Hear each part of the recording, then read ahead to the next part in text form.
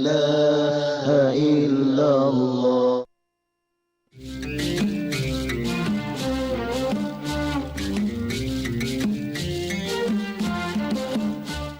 Our faithful listeners to Freely Speaking will remember that we had the privilege a year or so ago of interviewing in Geneva Sheikh Ahmed Deedat, who is president of the IPCI, that's the Islamic Propagation Center International, in Durban, South Africa. And it was amazing for me. Some of my Islamic friends in Geneva had called and said you were coming, and I didn't know this existed. I did not know about you, and it was very interesting to have our first conversation together. So since time has passed, and I am now in Durban myself, I would like to bring our audience into your center and hear you speak from your heart about your center, Islam in general, and then we'll expand out. You are most welcome. You are most welcome. Thank you very much audience for letting us come. So let's start about Durban and Islam. How did it come here?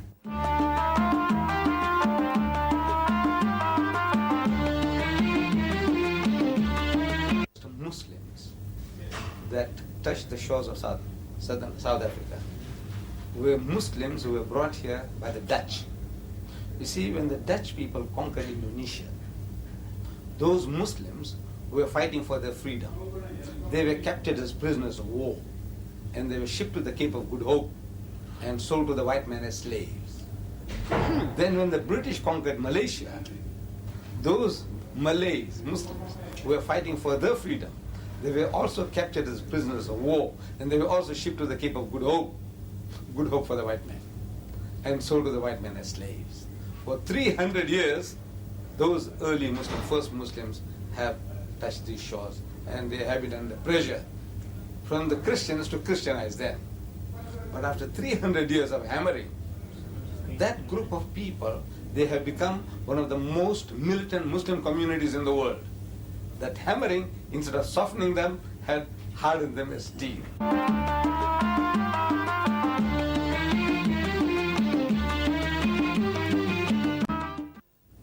Now, you see, when you say they have become one of the most militant groups of Muslims, again, my Christian background forces me to ask, militant towards whom and to what? Because if there's one thing that Christianity and Islam have in common, it's that everybody is fighting everybody, yes, everywhere. Yes. So who is militant to whom in Islam around here? Yes. No, the militancy is in its defense, because they were under pressure, under attack.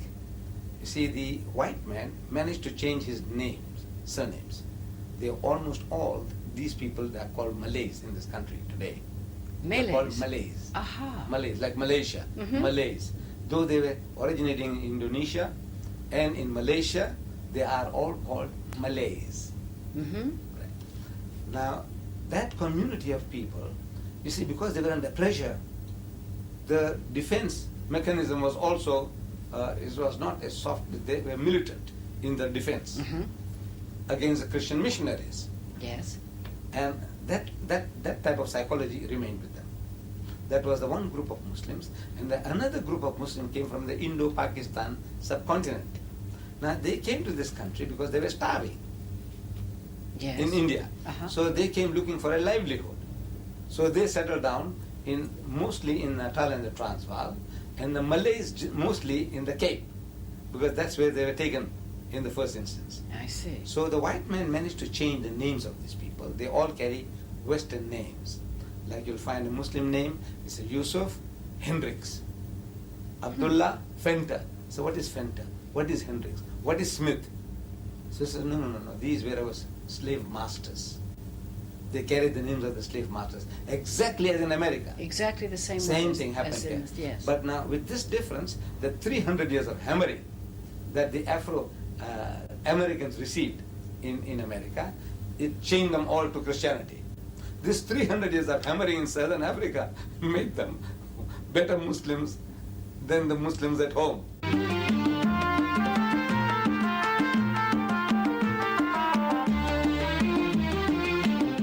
All right, then let me ask you a hard question right away, and that is, if 300 years of Christians hammering at the Muslims didn't change them, why would you think that 300 years now of Muslims hammering at Christians would change them? In other words, because the Islamic Propagation Center is not to spread Islam to the world. It is. To the world. Including Muslims, Christians. Jews, Christians, and to all. You expect Christians to resist for 300 years? No. You see, if the right approach is there, you see, there is an approach. The approach of the Christian missionaries and the Christians then was a harsh approach. Like what they did to the American Negroes. In America, same type of treatment was given to the Muslims here. But now one gave in because they had somehow they didn't have that type of background, religious background, to resist conversion. These people had. They go the Malays. They had something, basic knowledge about religion, which kept them together.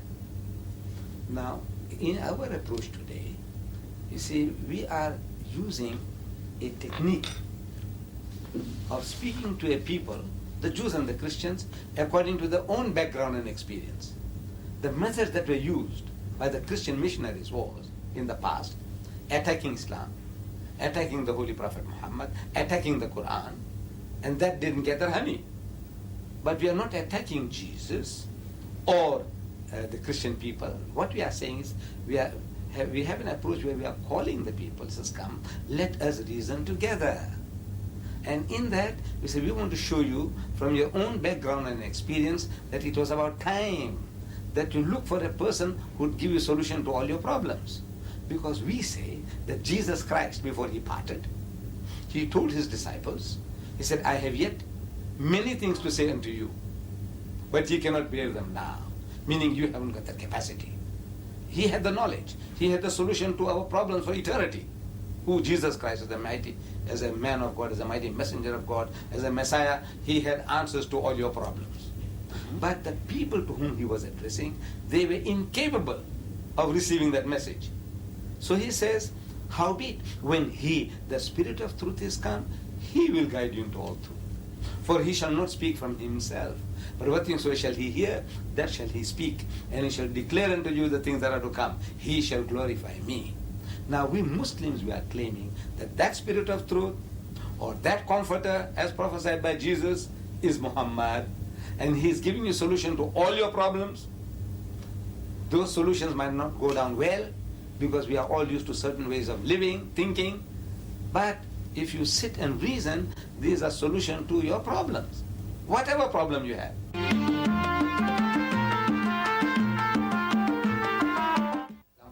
In South Africa, the biggest problem we have is race. And throughout the world, the biggest problem of mankind is racism. And Islam not only speaks about the fatherhood of God and the brotherhood of man, it gives you a solution to your problem, how to solve it. It lays out a system. Whereas everybody else talks. Fatherhood of God, there is but one Lord, he created us all, and we are all his children. That is talk. But how to create that brotherhood? In Islam, we have a system. Now the system is, you see, 5 times a day, the Muslim is made to come together. Yes. In what is called salat, prayer. So when they gather together in the mosque,